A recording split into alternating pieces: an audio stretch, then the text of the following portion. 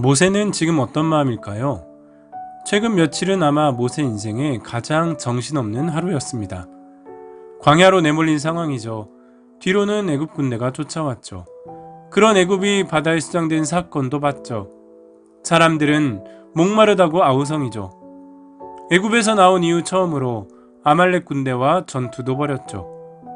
또 사람들은 배고프다고 난리죠.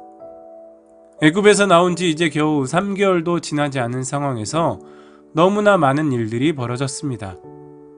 아직 갈 길이 먼데 어떤 일이 벌어질지 모르는 앞으로가 더욱 걱정이었을 것입니다.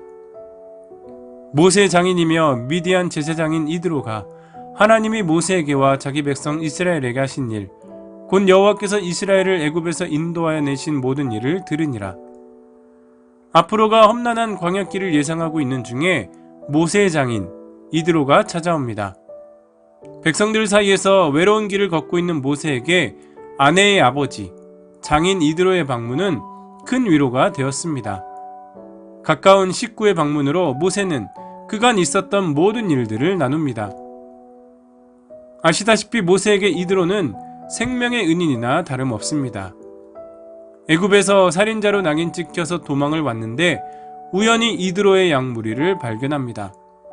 그 인연으로 딸 십보라를 만나 혼인까지 하고 또 아들까지 낳아 제2의 인생을 열어준 인물이죠. 게다가 거기서 하나님의 소명을 받게 됩니다. 그런 모세를 다시 애굽으로 간 것을 허락한 사람이 이드로입니다. 모세가 여호와께서 이스라엘을 위하여 바로와 애굽 사람에게 행하신 모든 일과 길에서 그들이 당한 모든 고난과 여호와께서 그들을 구원하신 일을 다 그 장인에게 말하매 모세는 그간 자신이 겪은 하나님의 구원 사건에 대해 말합니다. 기적에 대한 감사와 함께 고충을 토로하는 것이겠죠. 이드로는 미디안 제사장입니다. 하나님의 제사장이 아니라 미디안족의 신을 섬기는 제사장으로 알고 있습니다. 때문에 모세가 말한 하나님의 위대한 일을 듣고 그는 놀라지 않을 수 없었습니다. 그리고 나서 이드로가 행한 일이 바로 이것입니다. 이제 내가 알았도다.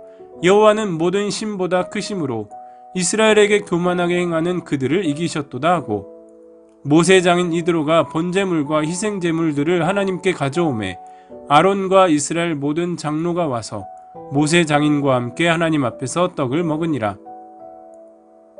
이드로의 고백에서 알 수 있듯이 지역 대부분은 다신론적 신앙에 기초하고 있습니다. 그런 배경에 서 있던 이드로의 시각에 하나님이 하신 사건은 놀라움 자체였습니다. 성경은 다신교 제사장 이드로의 시각으로 하나님을 바라보게 합니다. 그의 입에서 여호와 하나님을 찬양하는 모습은 하나님이 만방의 신 중의 신이심을 강조하고 있습니다. 이튿날 모세가 백성을 재판하느라고 앉아있고 백성은 아침부터 저녁까지 모세 곁에 서 있는지라. 이제 이스라엘 백성들은 내부의 문제에 직면하게 됩니다. 그 수많은 무리들 사이에서 얼마나 많은 문제들이 발생했을까요? 그들 사이의 송사를 해결할 방법은 하나님을 통해서 들어야 하는데 하나님은 모세에게만 말씀하십니다. 그러니 백성들의 크고 작은 사건은 모세 앞으로 나올 수밖에 없었던 것이죠. 이런 정황을 가까이서 본 이드로는 모세의 고충을 바라보며 안타까웠습니다. 모세 장인이 그에게 이르되 내가 하는 것이 옳지 못하도다. 너와 또 너와 함께한 이 백성이 필경 기력이 쇠하리니 이 일이 내게 너무 중함이라. 내가 혼자 할 수 없으리라. 이드로는 단번에 모세 행동을 제지합니다. 모세는 지금껏 하나님의 음성을 듣고 순종했습니다. 하지만 이드로의 충고에 진심으로 마음을 열고 그의 지혜에 귀를 기울입니다. 이드로가 모세에게 조언한 것은 백성들 사이에 중간 리더십을 세우라는 것. 여러분들도 아실 법한 부장제도가 그것입니다. 그들에게 율례와 법도를 가르쳐서 마땅히 갈 길과 할 일을 그들에게 보이고 너는 또 온 백성 가운데서 능력 있는 사람들 곧 하나님을 두려워하며 진실하며 불의한 이익을 미워하는 자를 살펴서 백성 위에 세워 천부장과 백부장과 50부장과 10부장을 삼아 그들이 때를 따라 백성을 재판하게 하라. 큰 일은 모두 내게 가져갈 것이요 작은 일은 모두 그들이 스스로 재판할 것이니 그리하면 그들이 너와 함께 담당할 것인즉 일이 내게 쉬우리라. 마치 군대 조직과 같은 10명, 100명, 1000명 단위의 그룹을 만들어 그룹의 리더가 작은 송사를 맡아 알아서 처리하는 직책입니다. 이는 앞으로 광야에서 가나안으로 들어가기까지 이스라엘 백성의 내부 조직을 단단하게 합니다. 모세의 고충을 어느 정도 해결하는 데 큰 도움을 준 이드로는 자신의 역할을 감당하고 퇴장합니다. 이스라엘 자손이 애굽 땅을 떠난 지 3개월이 되던 날 그들이 시내 광야에 이르니라. 그들이 르비딤을 떠나 시내 광야에 이르러 그 광야에 장막을 치되 이스라엘이 거기 산 앞에서 장막을 치니라. 이스라엘이 출애굽한 지 3개월 후에 시내산에 도착하게 됩니다. 시내산 입성은 모세와 이스라엘에겐 중요한 기점을 마련합니다. 이스라엘은 여기서 약 1년간을 머물며 율법의 근간을 이루는 십계명, 절기, 성막 계시 등 신앙적 기초 질서를 수여받게 되죠. 가나안에 입성하기 위해 하나님 백성, 하나님 나라의 통치 방법을 듣게 됩니다. 또한 애굽에서 종되었던 흔적을 깨끗이 지우고 새 나라의 백성으로 옷 입기 위한 마음의 정결 예식을 이루게 됩니다. 세계가 다 내게 속하였나니 너희가 내 말을 잘 듣고 내 언약을 지키면 너희는 모든 민족 중에서 내 소유가 되겠고 너희가 내게 대하여 제사장 나라가 되며 거룩한 백성이 되리라. 너는 이 말을 이스라엘 자손에게 전할지니라.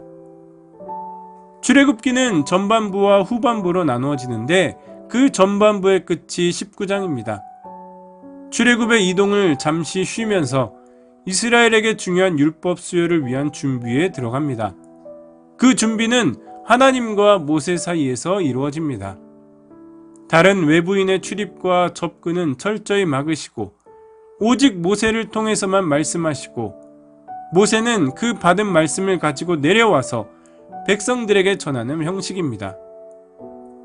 너는 백성을 위하여 주의 경계를 정하고 이르기를 너희는 산과 산에 오르거나 그 경계를 침범하지 말지니 산을 침범하는 자는 반드시 죽임을 당할 것이라. 그런 자에게는 손을 대지 말고 돌로 쳐 죽이거나 화살로 쏘아 죽여야 하리니 짐승이나 사람을 막론하고 살아남지 못하리라 하고 나팔을 길게 불거든 산 앞에 이를 것이니라 하라. 모세가 하나님을 만나는 날은 우레와 번개와 빽빽한 구름이 산 위에 있고 나팔 소리가 매우 크게 울렸습니다. 하나님의 영광을 드러내는 이런 자연현상은 백성들에게 두려움을 주는 형식으로서 하나님과 백성들을 분리하셨습니다. 하지만 오늘 여러분은 예수님의 십자가 사건으로 인해 하나님께 가까이 나갈 수 있게 되었습니다.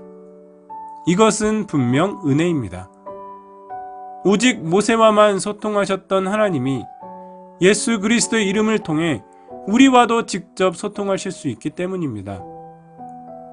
아빠가 자녀에게 직접 혼내시고 타이르시고 사랑하는 행위는 자녀를 진정한 사람으로 만들기 위함입니다.